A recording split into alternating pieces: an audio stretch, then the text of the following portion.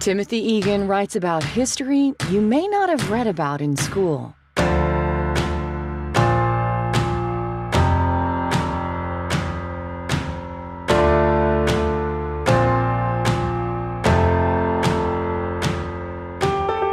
Egan finds the stories that you should know about, and his latest is A Fever in the Heartland, the Ku Klux Klan plot to take over America and the woman who stopped them.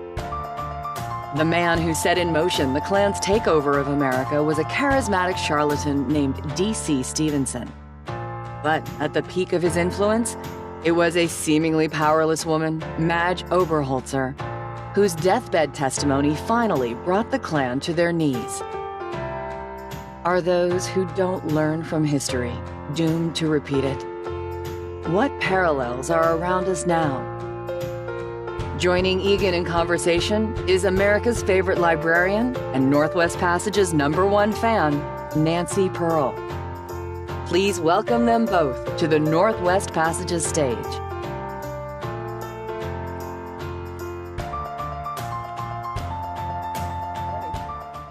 You're a little taller than I am. This is a little bit hard. Tim, first of all, congratulations on your wonderful, wonderful new book. Thank you, and let me tell you, before we get going into this conversation, I want to say how honored I am to be on the stage with Nancy Pearl. Oh, Tim. Because I'm not sure she's going to get this reference because she's not a real sports fan, but she's the Drew Timme of Northwest Books. Actually, I am a huge sports fan. Oh, good. Yeah, so, yeah. Andrew Wiggins coming back to play for the Warriors, you know, really happy about that. Okay, but let's talk about what we came here to talk about. So, where did the idea for this particular book come from? And I think I ask you this every time I interview you. So, where in general do you get your ideas from Breaking Blue on down? So you're going to give me one more indulgence. I just want to thank this hometown audience because this is my hometown, and here you are. This makes me feel so good. This is such an amazing audience, huge turnout, lovers of books and story and the written word. I mean, where do you get this in America? Yeah. It's really cool, and I don't think you guys know how unique this is. Nancy and I could go to New York City, we'd get probably 12 people, you know. So this is great. All right. And plus you have that beautiful renovated main library, which we just took a tour of this afternoon. Soon to have many a banned book, right? Yes, right. They're going through it right now, looking Huck Finn. So, you know, I have this philosophy, it's not my own, someone said it to me long ago, that you should be open to serendipity. And that's a hard way to plan a life. You know, when you're leaning on serendipity too much, it's no way to have a business plan, let alone plan a life. But if you're open to things, the other thing someone told me when I was really young and starting out and saying, I want to be a writer, was you've got to always be open to curiosity. Curiosity is the key to having creativity happen. You know, if you're closed-minded, if you say, I've done this, I've thought this, I already know this, and I am open to finding a story. That's the main thing. I don't say, I want to do this issue. I want to do a book on fires. I want to find a story. I want to find something that where all the parts come together and there's boom and bang and drama and mainly great characters. You know, it's time traveling and you pull in these people from the past. So my last book was The Pilgrimage to Eternity, and I walked 1,200 miles on a pilgrimage trail through some of the most magnificent parts of Europe, and it was an effort to try to find my Catholic faith and to, you know, get someone else to pay for me to walk through Europe. And I'll be honest, you know, the wine in Italy is very good. You develop an appetite. Jess Walter is doing that now for 6 weeks in Italy, I think, and he's really, yeah. He off. and I have talked about this, yeah, at Cinque Terre. And I thought after that book, I wanted to do something closer to home, something return to my Northwest roots, and I'm a third-generation Northwester. I want to do something here. I'd always heard about the Klan in Oregon, You know, it's one of these things that rides the mist of history. And I started looking into it, and I said, holy cow, they had a Klan governor in 1921, Walter M. Pierce. They passed a law, it was the Klan's main thing, to essentially outlaw Catholic schools. I went to Gonzaga Prep. My school would have been closed down by this thing that was passed by the Klan in Oregon, because they hated Catholics, Jews, blacks, and immigrants. Full list of people they hated. And they had this Klan convention in Astoria, first American city west of the Mississippi. 10,000 people turned out. So I thought, I'll do the Klan Oregon book. So I start researching Oregon, and a journalist's job is to follow the story. The story took me to the dead center of the United States, the quintessential American state of Indiana, where 1 in 3 men, white males, took an oath to the Ku Klux Klan. Yeah. And there was a monster, a grand dragon named D.C. Stevenson, who ran the state. Absolute iron grip, controlled every politician, the governor, the mayor, the legislature. So from Oregon, detour to Indiana. So I spent a lot of time. Thank God there's an Alaska direct flight from Seattle to Indianapolis. Oh yeah, I've heard of it. So what was this a really, it seemed to me reading this book that this must have been a difficult book emotionally to write, more so than many of your other books. You know, we were all in some place during the pandemic. Unfortunately, my time traveling, 3 years of the pandemic, was in the Ku Klux Klan and 1920s Indiana. Yeah. And it was a very dark period because these were average people. They weren't the prototypical trolls living under a bridge or the thuggish night riders. They were the merchants, the bankers, the teachers, dentists, coaches, the dentists. A lot of dentists were in the Klan. I don't know why. And so I had to spend 3 years reading these horrible things that you can't even reprint right now. Yeah. And how so many Americans, our nation's built on an idea. We're not tribal, we're not nationalistic. We're built on an idea. And that's the great break of America. That's how we broke from all these other tribal countries. But to read all this hatred, all this venom for Catholics, they went after Notre Dame, was their #1 target among Catholics in Indiana. And there's a scene, I have a whole chapter on this. The Klan shows up in South Bend for one of their big demonstrations, and there's 10,000 Klansmen. We're going to show these Notre Dame kids who's boss in the state. They're the boss. But the Notre Dame kids organize to oppose these guys, to fight them. And they riot. And this is kind of stereotypical, they're Irish-American boys largely, and they throw potatoes, at these Klansmen. And the Klan flees, they throw off their hoods, and they go running up in this thing, and go running up in this Tudor tower, and they pull out their guns to aim at the Notre Dame kids. And the next day, there's a giant headline in the Chicago paper that says, Notre Dame routs Klan, And this is one of the fascinating things that gave me hope in this dark story, to answer your question. Yeah. That gave rise to the nickname Notre Dame. They're known as the Fighting Irish. It was because of that day in 1924 when these kids routed the Klan. And the Klan wanted to firebomb the Golden Dome. They had plans to drop a bomb from one of the Klan planes to destroy them. So, yeah, you go to this dark place and you're living this period, you're trying to bring it back to life. What did they eat? What did they drink? What did they talk like? And there's little bursts of good things. There's jazz going on. The most American of art forms is happening side by side. In one case, the same day that there's a Klan rally of 40,000 people in Richmond, Indiana, Louis Armstrong, in that same town, cuts the first African-American jazz record. So culture and life thriving amidst repression and hatred. So, Nancy, this is what got me through it, was finding the Fighting Irish and Louis Armstrong, and the rabbi who went in this town. They told him to show up alone, and he showed up alone with 300 Klansmen with their hoods on and the flaming crosses, and he said, "You're a bunch of gutless cowards because you won't show your face." Yeah. And he walked out of there with his head high. So you look for those little bursts of humanism. So talk about the difference between the Klan in the 1920s and the Klan that we're mostly familiar with during Reconstruction and all of that. Yeah, so I was unfamiliar with most of this too, as I think most people are. You don't often think of Harry Truman as being a great wit, but he did say, the only thing new in the world is the history we do not know. And this was history I did not know. Right, me. So what happened was the Klan was formed right after the Civil War in the South, and it was a reaction to the fact that 36% of the people living in the South had been enslaved. And almost overnight, they went from human property to citizens, 36%. So the Klan forms in reaction to these new citizens, and they're a terror group. They rape women in front of their husbands, they terrorize children, they shut down schools, they burn merchants. It's horrible. It's open terror.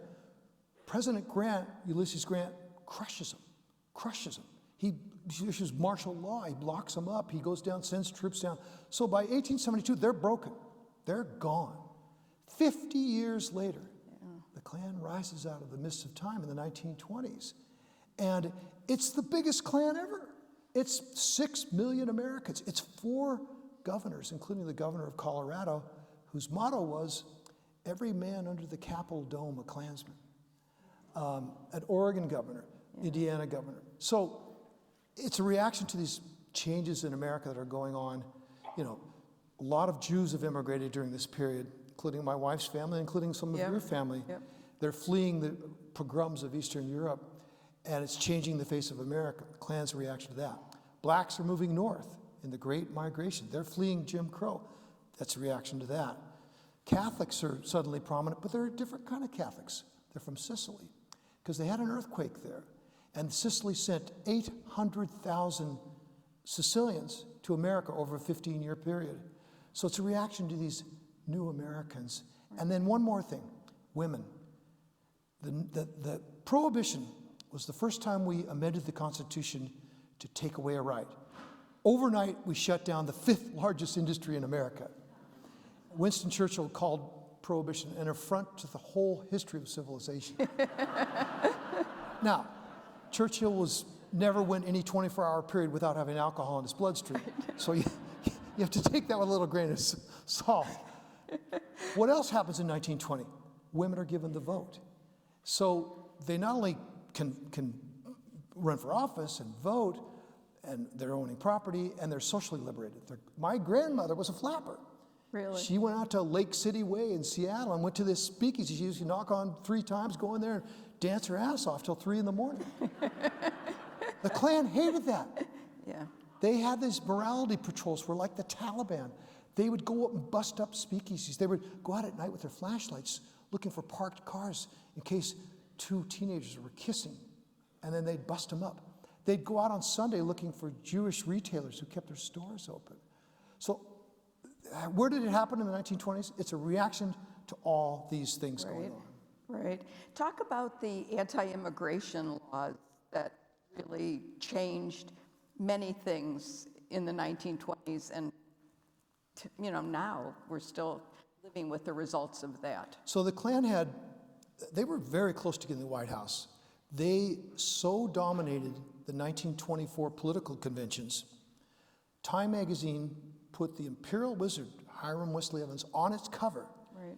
And wrote a long, favorable profile saying the Klan was the dominant influence at both conventions. Yeah, that's the interesting thing, that it wasn't just the Republican convention No, or the it's Democratic. Democrats, because the South was solid. Right. Remember, the South was solidly Democratic. Yeah. Klan had its foothold there.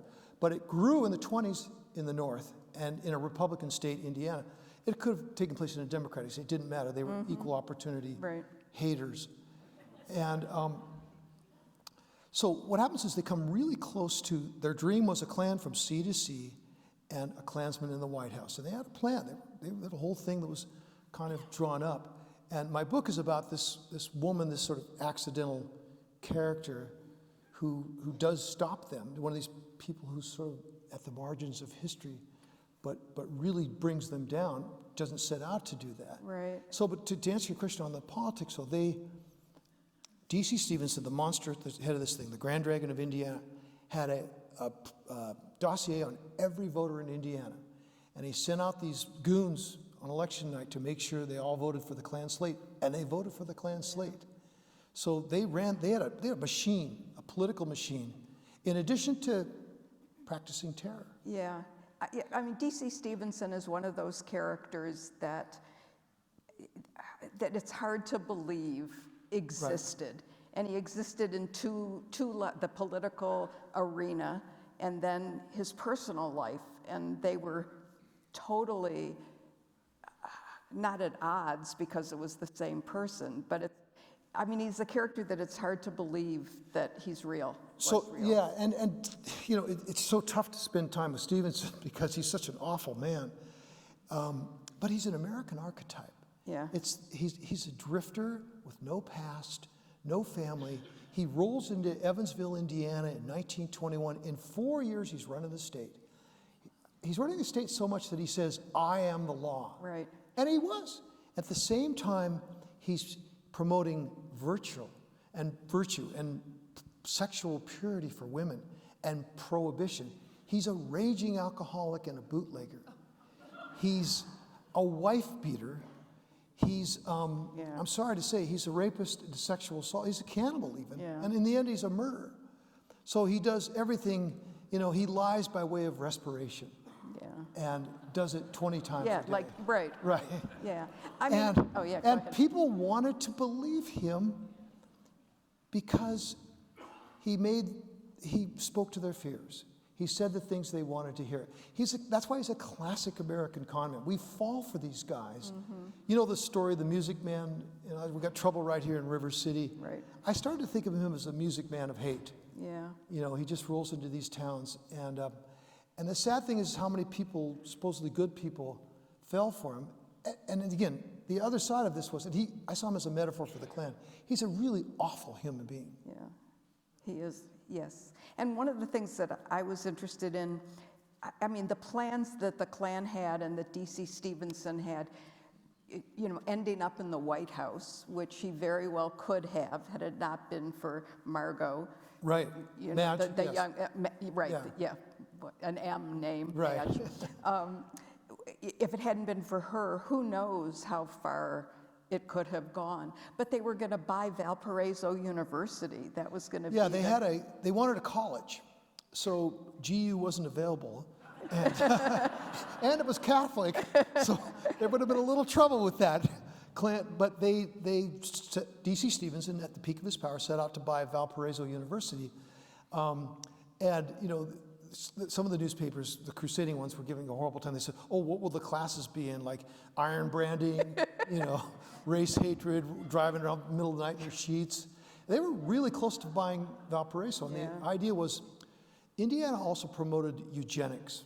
Yes. So it was all the rage in the 20s, and they forcefully, that is to say against their will, sterilized women who were considered promiscuous, poor people, gays, pretty much anyone who you could brand as undesirable. 3,000 people had their ability to ever have children taken away from them under these eugenics laws. Right. So that was one of their master plans, right. That they didn't, they had this model.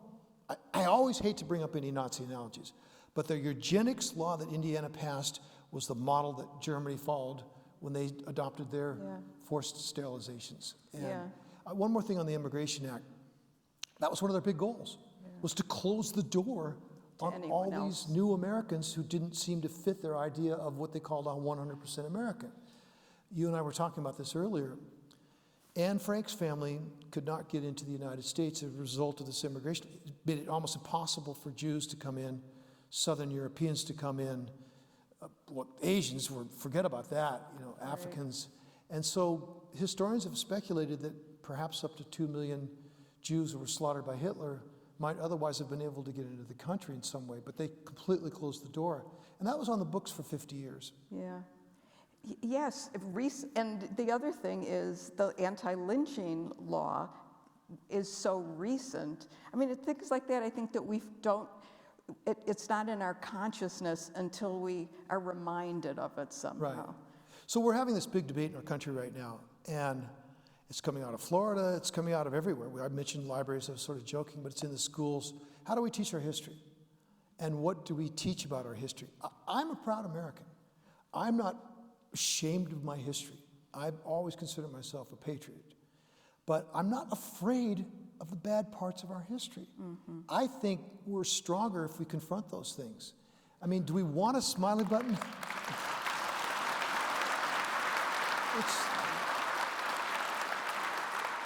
It's about telling the truth. I mean, do we want a smiley button version of our history? I always think of this famous cartoon in the New Yorker, you know, Van Gogh on meds. He's painting a smiley button, you know. And, I mean, if you study the history of the Klan in the 20s, which has been largely Right. the rug, you do see something that runs through American society. The book I did on the Irish, The Immortal Irishman, is when I was exposed to this. They were the first people to come ashore in great waves, fleeing a famine that killed 1 million Irish. And a political party, the Know-Nothings, rose out strictly in reaction to the Irish. Their number one goal was to keep them from becoming citizens. So you see this thing always going through our history. What gives me strength is that, as Lincoln said, our better angels usually win. You know, we got to go through a lot of crap to get to it, but our better angels usually win. It doesn't last forever. I can see the skeptic in your face, you know. I am a pessimist. Yeah. But, yeah. So, no. Do you not believe that the arc in the moral universe is long, but it bends toward justice? I would like to be living when things turn the corner. Okay.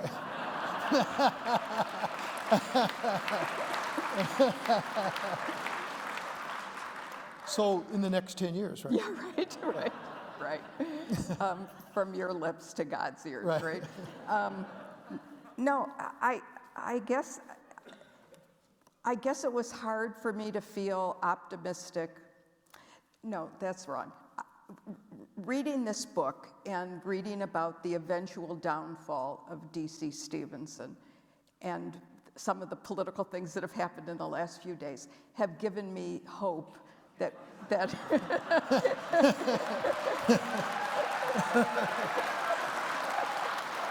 Well, so my book was published yesterday. You're right. And I had an event in Town Hall in Seattle, and 1 million people came up to me and said, "You planned this Trump indictment for Yeah, today, didn't you?" right. Oh, yes, it's all part of my secret plan. I mean, in the Stevenson case, and I don't make analogies, so I'll let you draw your own conclusions. Here was a fraud.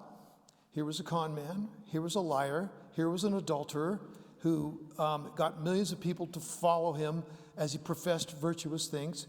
And his secret life was he was a criminal. But here's the sad part. I mean, to your worst angels, after he's charged with murder, rape, and sexual assault of Madge Oberholzer, I'm giving away part of the story, damn, of a certain person in the book, he is waiting trial in the jail, and there's an election. The Klan slate wins. His chosen guy still becomes mayor. But it took the trial and the exposure of what was so rotten at the core to finally break the fever. But even when he's in jail awaiting trial, the jailer's wife is feeding him gourmet meals. Oh, and because she admires him so much. He's got booze and women staying overnight. He's got the whole. Yeah. It's a great thing. He said the whole thing was a smear and a witch hunt.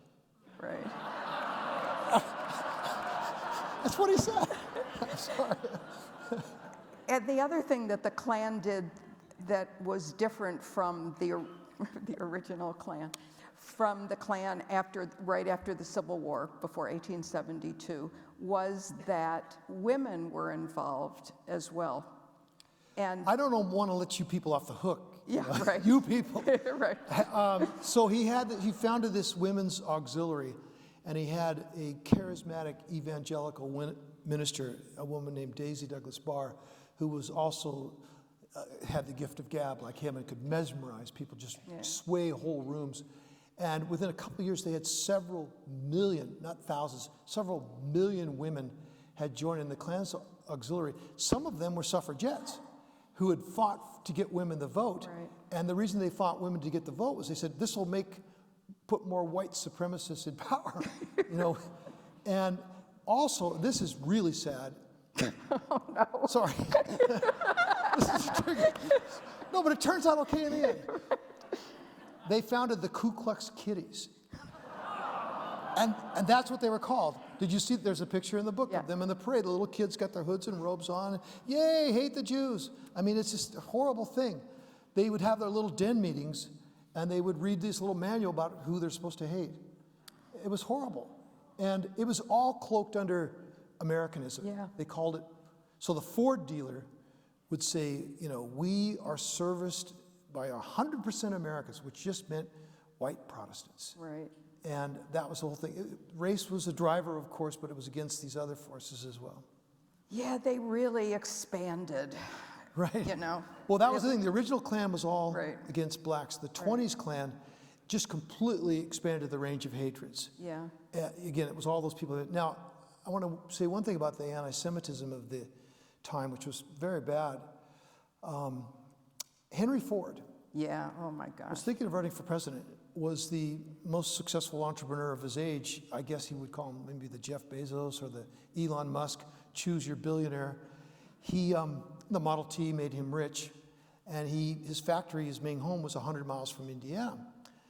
He was such an anti-Semite that with every new Ford that you bought, you got an owner's manual and you got a copy of the Elders of Zion. Elders of Zion, which is a fraudulent, completely made up thing designed to make Jews look like they were part of a global conspiracy. He once bit into a candy bar and said, "Oh, the Jews have destroyed it. It used to be sweeter." You know, so he was a leading and influential anti-Semite. Yeah. And you know, you like to think things are better. You would like to. Yeah. One would like to. Isn't that what Hemingway says at the end? Yes. Isn't it pretty to think so? Isn't it pretty to think so? Yes.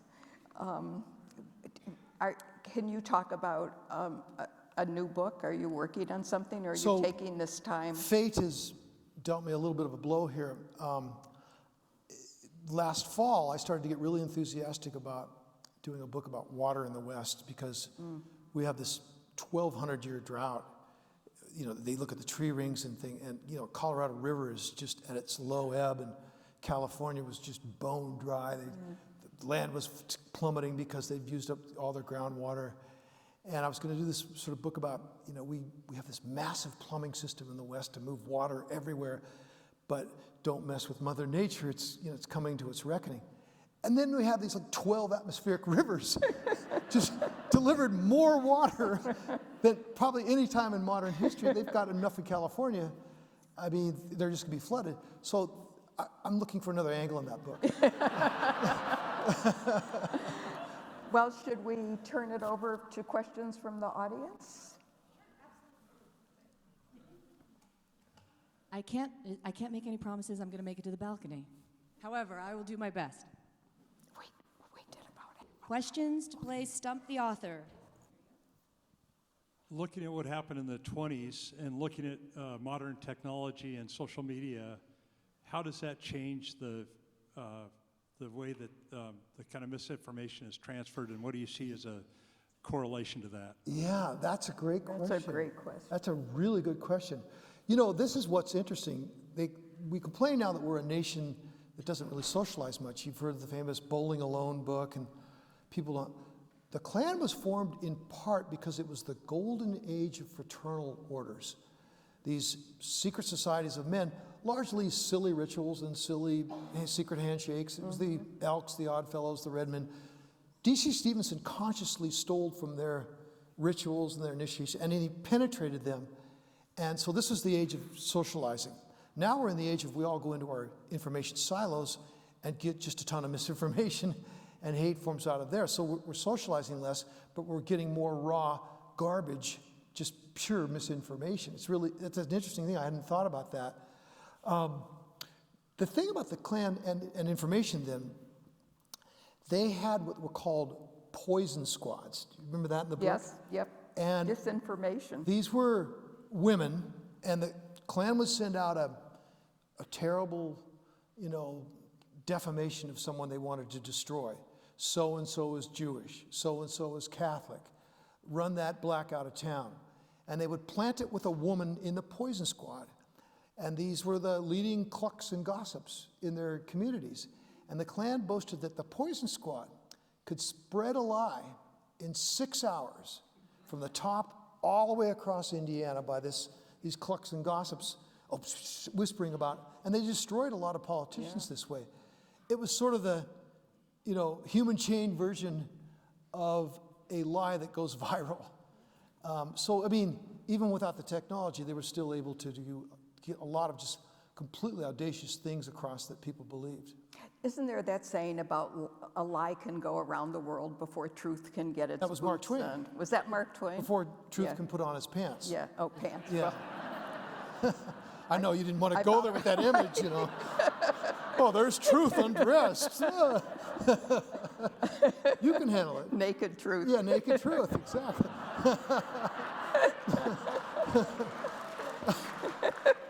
Give us another minute and we'll go.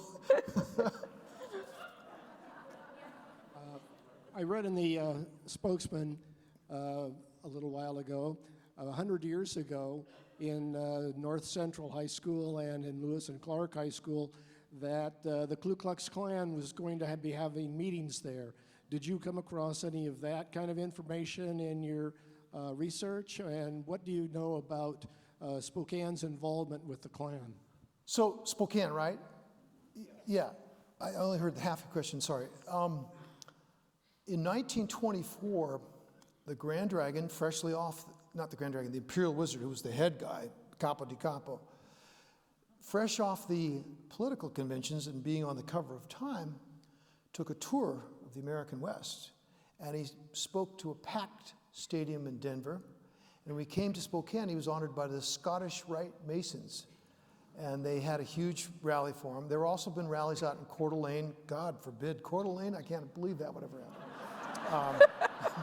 Where did that come from? They had several rallies in Coeur d'Alene. But let me just be truthful here on the whole, Husky-Cougar divide. They had a rally in Issaquah, that same tour, where 13,000 Klansmen. I just read the the newspaper entry last night at my event at Town Hall. 13,000 Klansmen, 3,000 new initiates. Now, when you're a new initiate, you put your hand on the Bible and you say, I swear to God, it's the exact words, I will forever uphold white supremacy. So, one of my pet peeves after doing this book is I think we throw around this term white supremacy too much. People may disagree with me, but sometimes they say, oh, we're teaching math, that's white supremacy. No, I know what white supremacy was. It was this, when you put your hand on the Bible and swore an oath. So anyway, so they had this rally. They had rallies in Idaho, and they had honored them here. But as near as I could tell, they didn't have as big a foothold here as even fields of Issaquah, Enumclaw, and then down south in Oregon. Right down here. Hello. Hi. I'd like to ask about how much you found out about the local struggles against the Klan as opposed to the national ones you described in the book. In a former life, I was editor of the Astorian, and the Klan ruled Astoria in the 20s, and they tried to buy the newspaper there to silence them, and to their credit, the publisher told them where to go with that. They fought back. So how much of the struggle against the Klan was at the local level as opposed to the national? Great question. You're my kind of guy, by the way, because one of my heroes in this book is a guy named George Dale.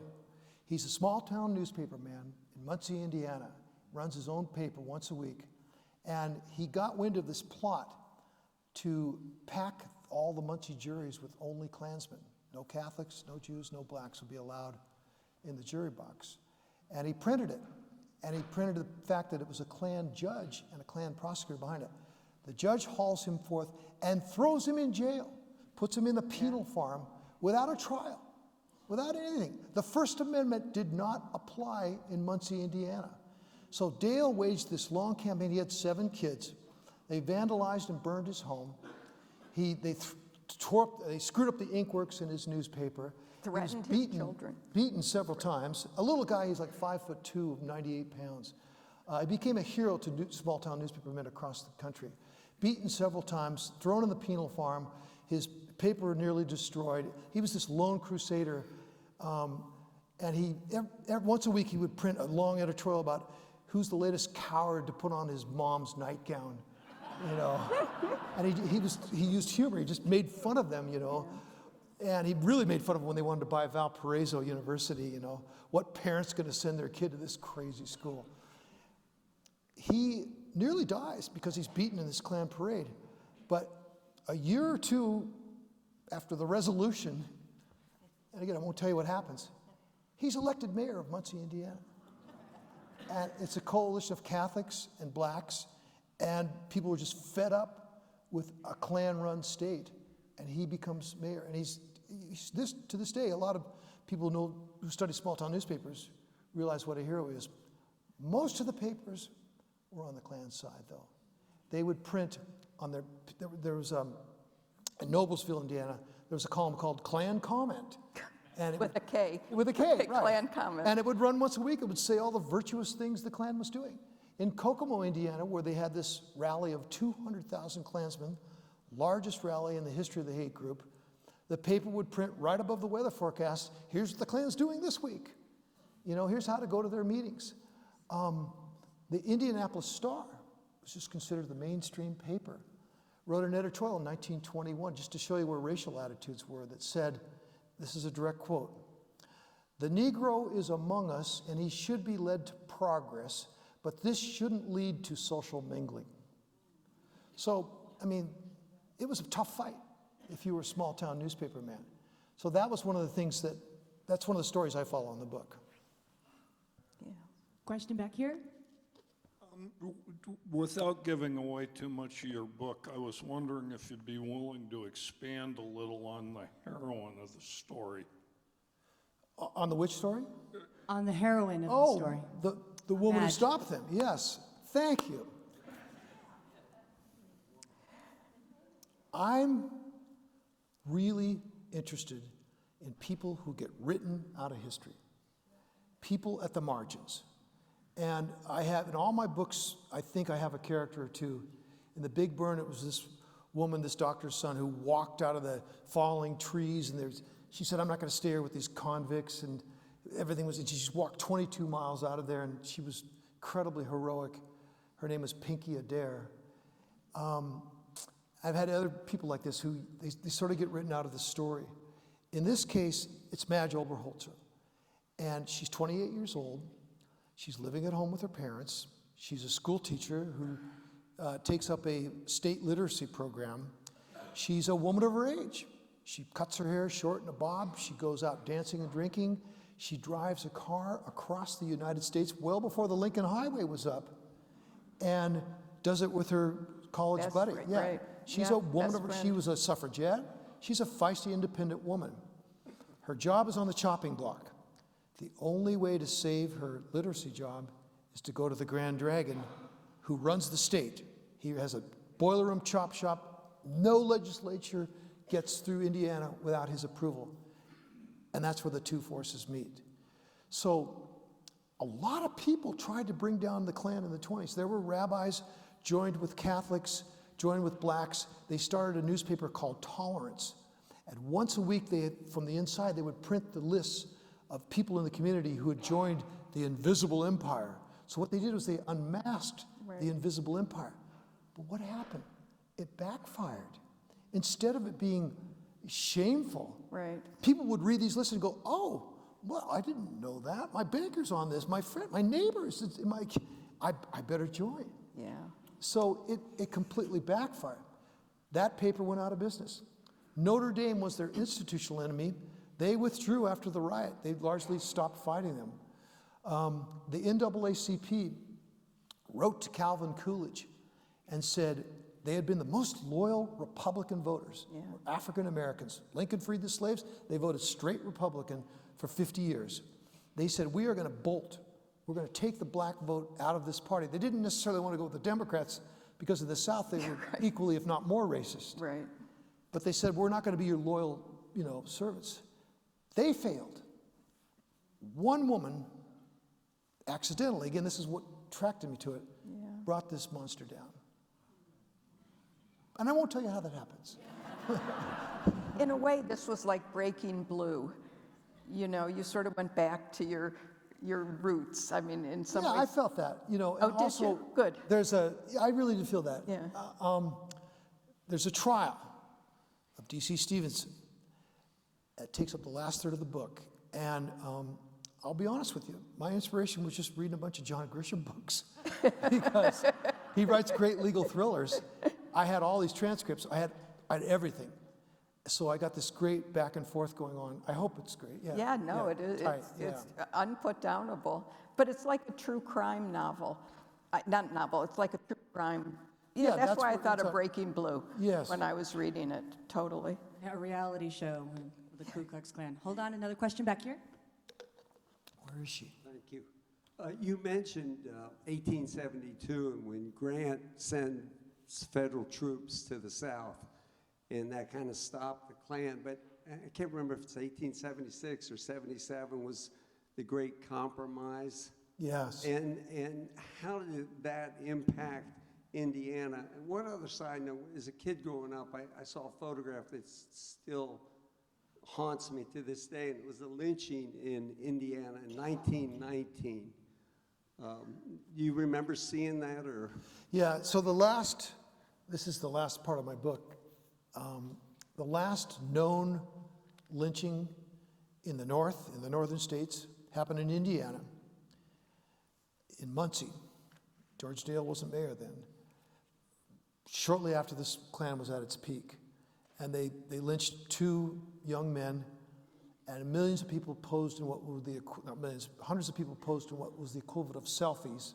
They had their pictures taken all night. Oh, look, here's these 2 corpses. And they knew who'd done it. Nobody was ever brought to justice because of that.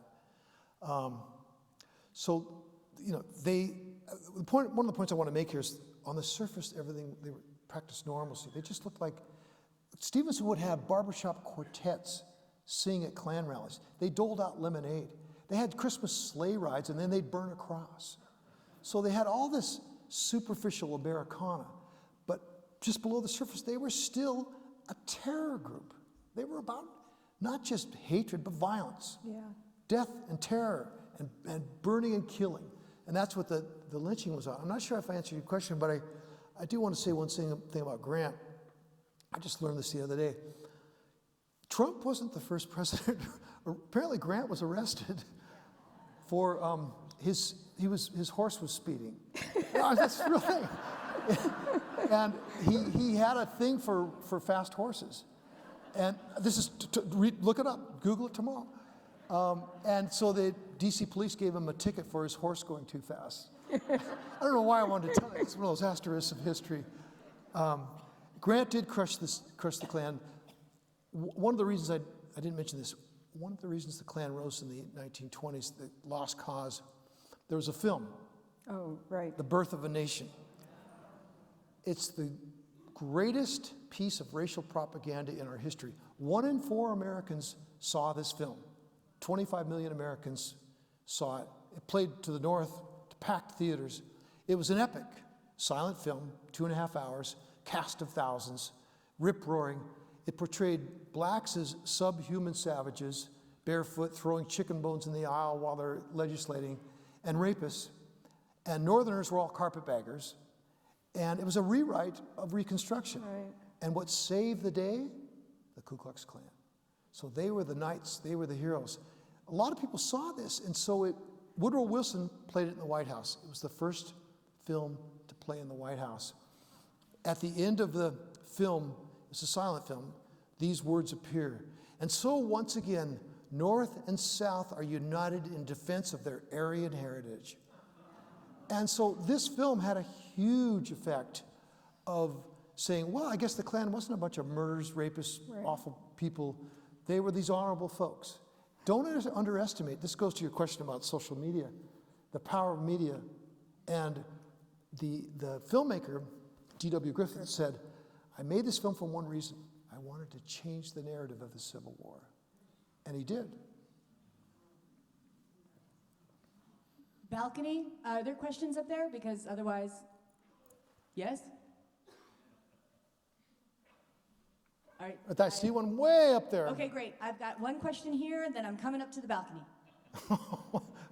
Don't be long.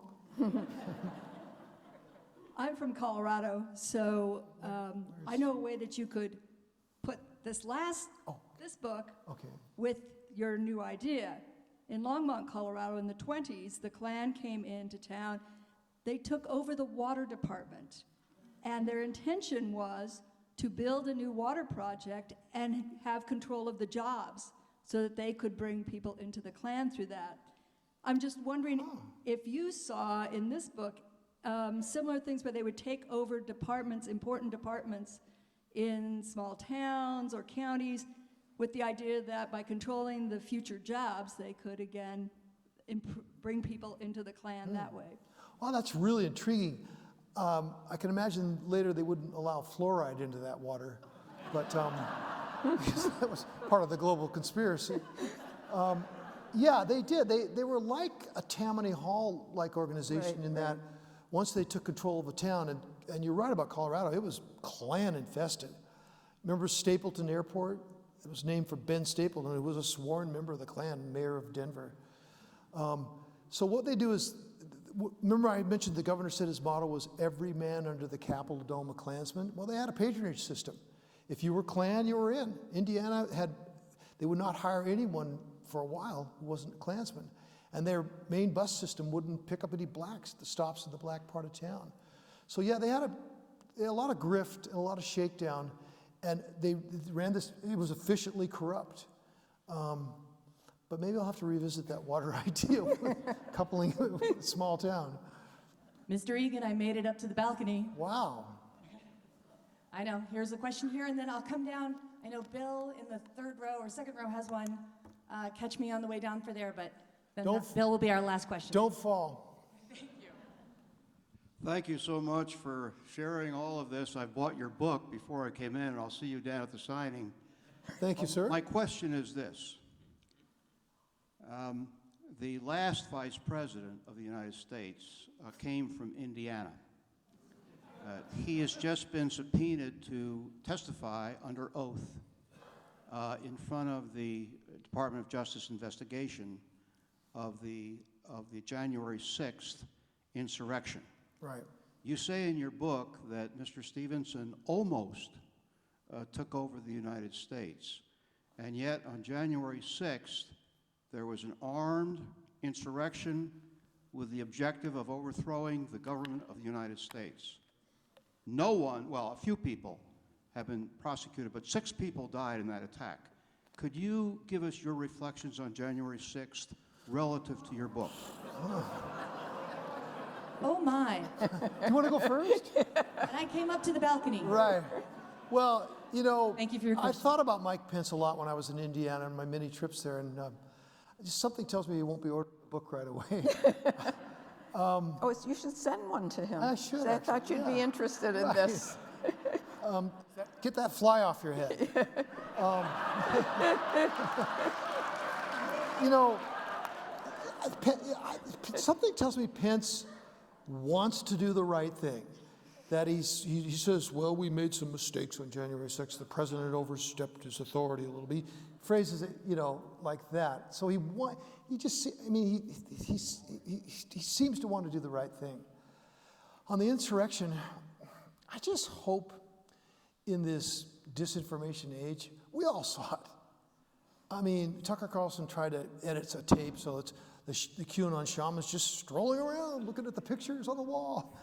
No one was defecating in the Capitol. No one was threatening senators. No one was smashing glass. No one was killing officers.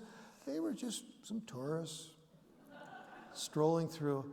With their AR. You know, we have so much video of what happened. We all watched it in horror. The last time our capital was sacked was by the British. And we watched this thing happen, not the British, we watched this thing happen.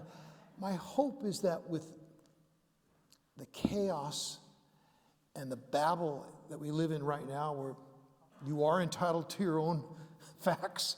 You know, Daniel Moynihan famously said, you're entitled to your own opinion, but you're not entitled to your own facts. But people now seem to be. that we can just see this for what it was. It was an attempt to overthrow a peaceful and legitimate election, and no court in the land has found any fraud.